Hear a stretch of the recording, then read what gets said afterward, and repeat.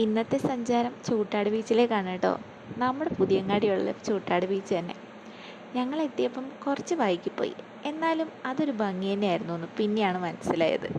കുട്ടികൾക്ക് കളിക്കാൻ ഒരുപാട് ഐറ്റംസ് ഉണ്ട് കേട്ടോ. ഞങ്ങളും കയറി ഈ ട്രെയിനിലൊന്ന് ഒരു ചെറിയ യാത്രയും നടത്തി.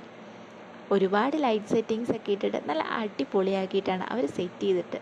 കുട്ടികൾക്ക് കളിച്ചാൽ മതിയാവാത്ത അത്രത്തോളം ഐറ്റംസ് ഉണ്ട് അവിടെ. ഒട്ടകം ഉണ്ട് കേട്ടോ. വലിയവർക്കും കുട്ടികൾക്കും എല്ലാം ഒന്ന് കയറി ഒന്ന് ട്രൈ ചെയ്യാവുന്നതുമാണ്. ചന്ദ്രോദയവും കാണാൻ പറ്റി. അതുപോലെ തന്നെ ഒന്ന് കടലാണേലും കുഴപ്പമൊന്നുമില്ലായിരുന്നു. അത്ര ഭംഗിയോടെ കാണാൻ പറ്റിയില്ലെങ്കിലും അഡ്ജസ്റ്റ് ചെയ്യായിരുന്നു. എന്തായാലും ആ യാത്ര ഇഷ്ടപ്പെട്ടു കേട്ടോ.